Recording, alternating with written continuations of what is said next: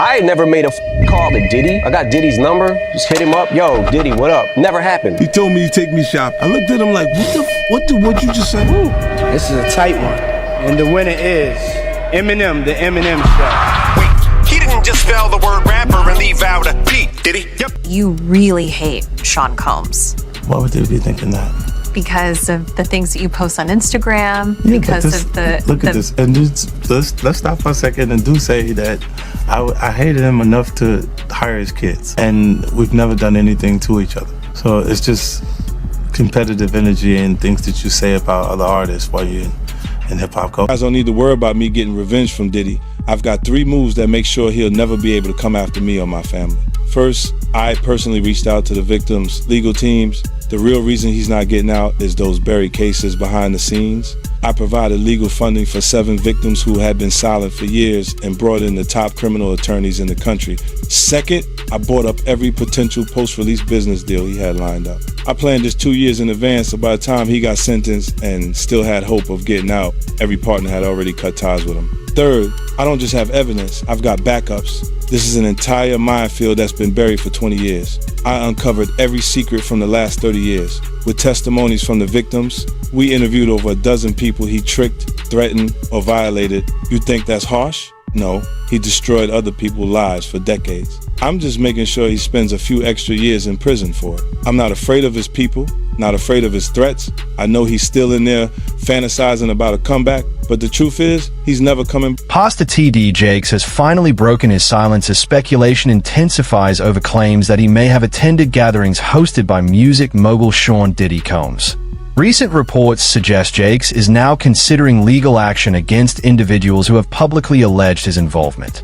The situation follows a wave of headlines surrounding figures like Jay-Z and Beyoncé, making Jakes the latest high-profile name linked to efforts pushing back against claims tied to Diddy's ongoing controversy. As the story unfolds, serious questions remain. What role, if any, did he actually play at these events? And what exactly are the allegations being raised? Here we are. Hang tight, sir. He's going to get the shit open the process. You break for y'all, all the people who prayed, all the people who tested, all the people who had prayer vigils, all the people who were concerned and sent love and sent notes.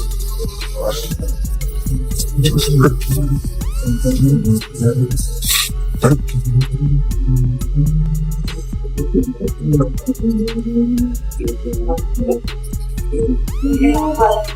Disgrace.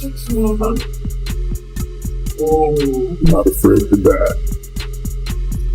Don't want to hurt my kids. The people who love me. The church hates me. I will call me the God who sent me.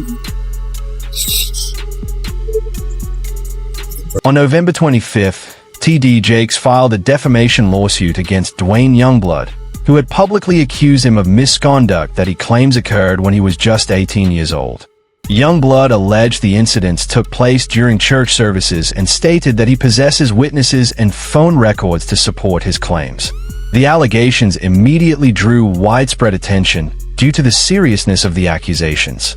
Since then, Jake's name has also surfaced in legal discussions connected to Sean Diddy Combs, and he was referenced by comedian Cat Williams as part of the broader controversy now unfolding in the public eye. Imagine being 18, 19 years of age, this person is killing it, and they're saying to you, come on in, let's talk. And so I did. I went in, we sat down at a very long dining room table in a room that she had, and for 2 hours, it was unbelievable.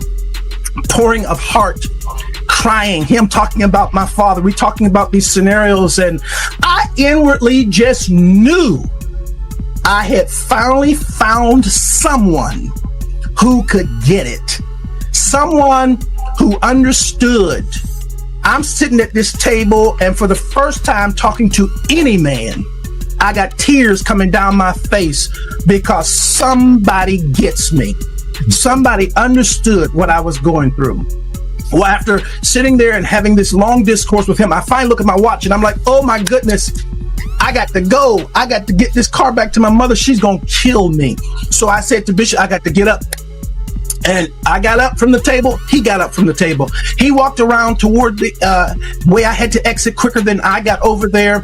And when I started to walk past him, he pulled me to himself, wrapped his arms around me, and tried to kiss me. And in that moment, I literally died.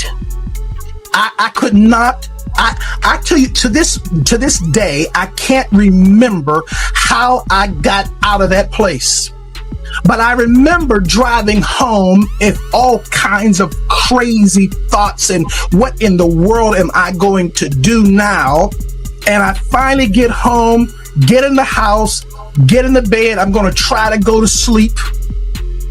And I get to sleep and get up in the morning, and in the morning I step into our bathroom and my home phone rings. My mother answers the phone and she says to me, "Wayne, it's Elder Jakes." And I get on that phone, and when I get on that telephone, I can hear water. He is sitting in a bathtub, and in that thing he says to me, without any hesitation, there's 3 things I need you to do. The first one is, when I come to Pittsburgh, you're going to be the only person I sleep with. The second one is, you can't sleep with anybody else because I don't want to give my wife anything. And thirdly, I will take care of you the rest of your life. I can't to this day remember how I got off that phone, but I do know I made a decision that I wasn't going to the service that night. And eventually I told my mother, I'm not going to go to the service tonight. She says, no. You know, we got a rule in this house. If we go, you go. I never told her what he had done. I went to church, and the most humiliating thing imaginable happened that night at church. Bishop Jakes, getting up to preach, speaks into that microphone. I'm going to ask young minister Youngblood to read for me. And after all of that drama of the last 24 hours, I had to read. T.D. Jakes was initially mentioned in a lawsuit filed by Rodney Lil Rod Jones against Sean Diddy Combs. The complaint alleged that Combs sought to use Jakes' religious influence to help repair his public image during periods of mounting controversy. According to the filing, Jakes' stature as the leader of the Potter's House was supposedly leveraged to strengthen Combs' reputation and open doors to new social and professional circles. Jakes has firmly denied any wrongdoing, but he has remained largely silent regarding claims about his alleged presence at events linked to Combs. Pastor T.D. Jakes is named in a federal lawsuit against musician Sean Diddy Combs. It's filed by a producer that worked with Combs. It discusses how the singer planned to leverage his relationship with the bishop to soften the impact on his public image of Casey Ventura's lawsuit. Ventura is a former girlfriend of Combs who filed her own lawsuit in November alleging abuse, violence, and sex trafficking. Meanwhile, Combs' lawyer is criticizing the raids at 2 of the hip-hop mogul's homes in a federal sex trafficking investigation. He called them an unprecedented ambush. It comes as we're getting a new look inside Combs' L.A. house after the search by federal agents. Carter Evans has details about what the feds have uncovered so far. Guns, cell phones, and other electronics are among the items taken from the homes of music mogul Sean Diddy Combs, according to a source familiar with the search warrant performed by federal agents at his properties in Los Angeles and Miami. TMZ says this video shows the aftermath of the raid inside Combs' LA mansion. Drawers empty, documents scattered, and safes open and searched. Hours after the raid started, Combs was seen walking around the Miami Opa-locka airport, according to TMZ, which also obtained this video.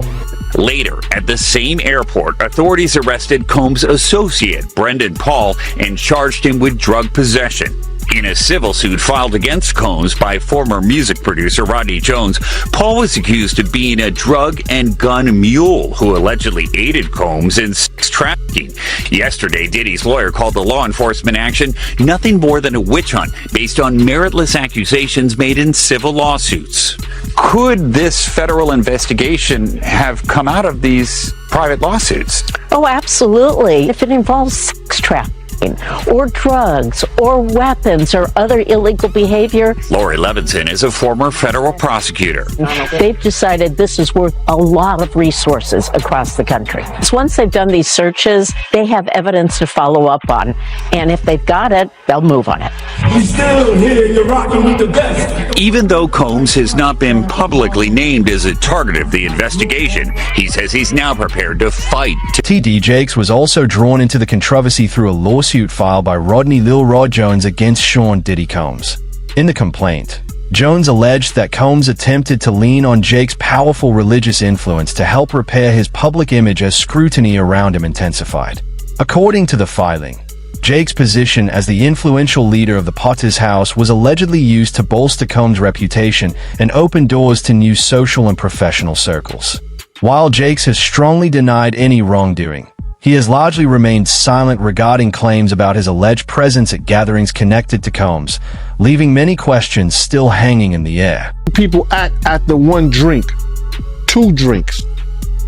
And if those girls was drinking out those bottles that he said Diddy laced, and he could show on camera, and he could show that some people had passed out or some people were acting a certain way after they had those drinks,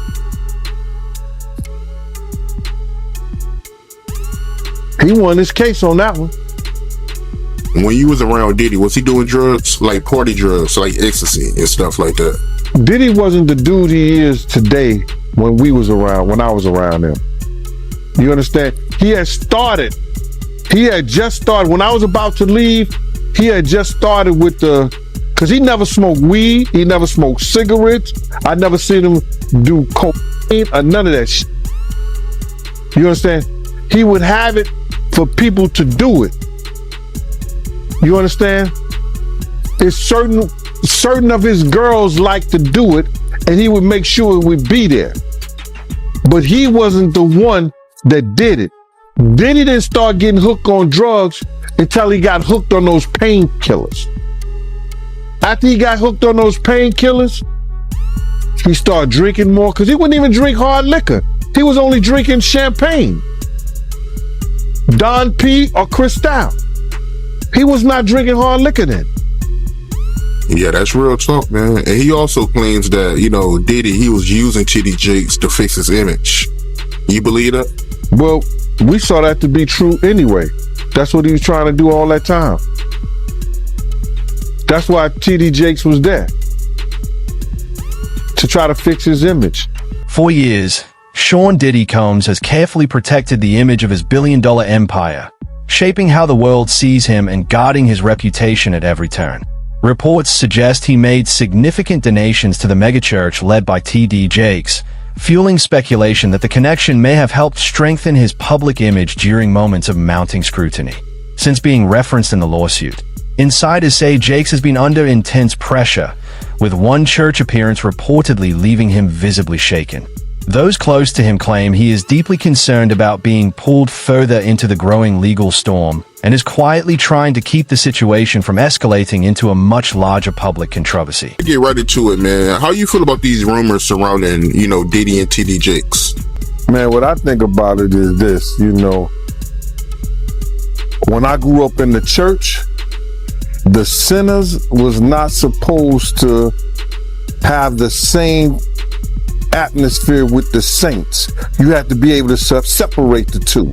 So I'm looking at him as a saint going to a party that ain't nothing but sin, drinking, maybe fornication, man on man, woman on woman, he on she.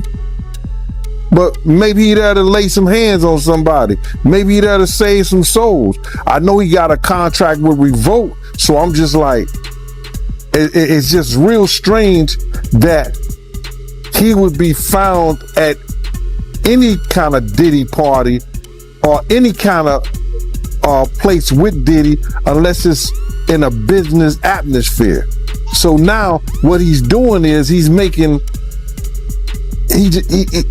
man, he making the Christians look real bad right about now. And you've been to these parties, right? Oh yeah, I was there when he was doing the white parties in the Hamptons and the whole 9 yards. So I know what goes on at the parties. If you know, they probably got a little bit more freakier, you know, as time went on, you know, because they got to the point whereas that they didn't even care. It used to be secretly, you know, where people used to go to, you know, separate rooms and different rooms, and they wasn't doing that out in the public, you know. So, but now they don't care. Men kissing men and all this other. That's just crazy. So why do you think he was going to these parties? I think that he's going to the Diddy parties, you know, bruh. If he's going, well, we know he's going to the Diddy parties, and I know that it's, I know what usually happens at the Diddy party, or when we told this happened at the Diddy parties. Maybe he needs to see it for himself, man. Maybe he needs to go there and really be involved in some things that could help save some individuals while they going to those parties. Or maybe he just going to, man, it's hard to even talk about. Why would you find a religious man, you know, when you know that the saints supposed to separate themselves from the sinners? And why would a religious man like himself be at a party which ain't nothing but sin that's going on, bro? Whether it's drinking, maybe fornicating, maybe, like I said, men on men, women on women. It's hard to put in perspective unless he's involving himself what is actually going on at the parties. It's hard, brother. Bruh, you know, you can't, I really don't know why, as a spiritual advisor to him, that they buddy while he got a party with him like that and be at his parties. It's got to be, maybe it's something more that. For years, Sean Diddy Combs has meticulously guarded the image of his billion-dollar empire, carefully shaping how the public perceives him while fiercely protecting his reputation. Reports suggest he made substantial donations to the megachurch led by Bishop T.D. Jakes, sparking speculation that their connection may have helped reinforce Diddy's public image during periods of growing scrutiny. Since being mentioned in the lawsuit, insiders claim Jakes has faced mounting pressure, with one church appearance reportedly leaving him visibly shaken. Those close to him say he is deeply concerned about being drawn further into the expanding legal storm and is quietly working to prevent the situation from escalating into a far larger public controversy. Going to speak or say nothing until they're either contacted or they know what they really got. So you feel like they might be worried that they might be on tape at one of Diddy parties doing something they wasn't supposed to be doing?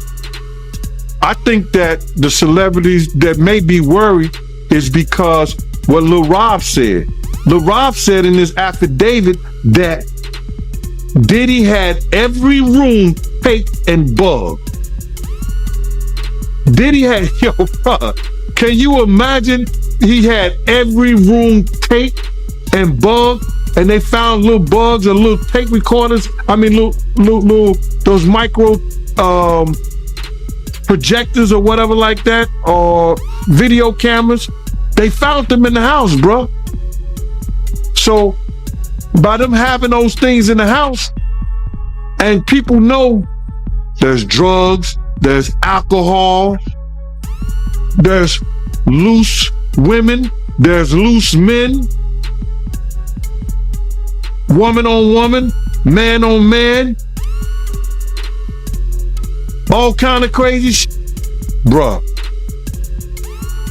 they just wondering who or when. Several legal experts have pointed to a disturbing pattern in the allegations surrounding Sean Diddy Combs and individuals within his circle, suggesting the accusations are not simply about personal behavior, but about power, control, and dominance. Similar claims have surfaced in accusations involving Bishop T.D. Jakes, where the accuser alleges he was made to feel powerless and humiliated, even recalling a moment when Jakes allegedly told him he was owned.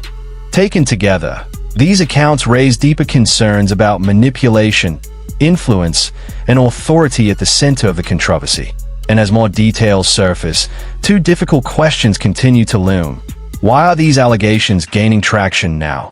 And what could the consequences be for everyone involved? Well, the thing with a sexual abuser is they follow a pattern. They fall to type, and you become very clear on what that pattern is, particularly a serial sexual abuser. And these cases were all identical in the facts, identical in the story. It was beginning, middle, conclusion. They know each other? Boom. None of them knew each other. Did you have them meet? No. Did you have them coordinate stories? No, no. Do you think they had any contact with each other before they came to you? Absolutely not. And when you were talking to them, well, first, the ones that you didn't take, why not? Stories didn't make sense. Stories didn't fit the pattern. Stories were not credible. I mean, this is my 30th year as a lawyer. I've tried over 100 cases. I can assess whether somebody's story is credible. And if I don't believe it, I'm not going to put my name on a pleading, sign it, and file it in court. I'm not doing that. And that's what I did with the 60 plus cases that I rejected. And this is not really your area of expertise. If people look you up, celebrity lawsuits is not really where you make your bones. Why this? Well, I was involved in the Weinstein litigation. Right. I was involved in the Paducah litigation. I was involved in the Hayden litigation. Why did I do this? I do this because it's important. I think it's important for people to be heard, have their chance to get the power back. Because sexual abuse, sexual assault is about one thing: taking power, humiliating, demeaning a person and a victim. It has nothing to do with sex. And so I think it's important. I think it's important to get the word out. I think it's important for men to feel, hey, look, I can come out and be heard just like a woman could. And the defense that, look, they knew what they were getting into. These are regrets. They went there, they partied, and now they see a pocket. No, I don't think so. One, my client was... Were they gay men? One was bisexual, the other ones were not. And they were going there. The client was bisexual, worked for Diddy. Diddy owed him money for doing errands for him and being his step-and-fetch, for lack of a better word. And I think it was a power move. It was a clear power move because this guy had the nerve to come to him and say, you owe me money. And so Diddy said, come on to the Intercontinental Hotel. He gives him the drug, knocks him out, sodomizes him. And I won't use the term that my client used, but he said he tried to turn me into his B word. And I think it was a clear power move on each and every occasion. I think the ones that took place in the Park Hyatt, that wasn't partying. My client met him at a nightclub in the city here with a music producer. He didn't think he was getting into that. The man who was in the Hamptons, he thought he was going to a white party. Who wouldn't want to go to a white party? I would have gone to a white party back in the day. I wouldn't go now, but some observers believe Bishop T.D. Jakes may have been one of several high-profile figures caught in the wider orbit of Sean Diddy Combs' alleged network of influence. According to these claims, Combs reportedly invited prominent guests to exclusive gatherings where, some allege, individuals were secretly recorded in compromising situations after being drugged. The alleged purpose of this material, critics suggest, was to create leverage that could later be used to maintain influence or silence. Some have speculated that this strategy may have extended to figures like Jakes, though it's important to note that none of these claims have been officially proven or confirmed. Still, the allegations have intensified public scrutiny and fueled growing questions about the true dynamics behind these powerful circles. All about the money. They saw what he did to Cassie. With the kicking, the punching. They saw what they did to Cassie. They know there's nobody in America like that. So now, these people are represented by a brand. Whether it's something about the music, clothing, movies. They're not gonna come out and speak on nothing that has anything to do with them. And they praying that they not on the tape. Doing crazy stuff, being oiled up in the whole 9 yards. They praying. So until The feds say, hey, yo, listen here. We got you on, hey, buddy, we got you on this tape, and the girl looked like she was pretty young. We're not gonna show it, but we need you to come and testify against Brother Love, P. Diddy, Puff Daddy, you know, Sean Combs. That's when they're gonna start talking, and they're not gonna be talking in his favor.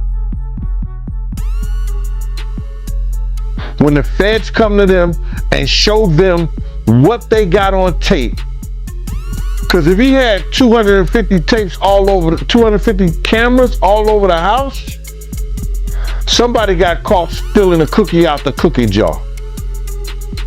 It could be your favorite pastor. It could be your favorite politician.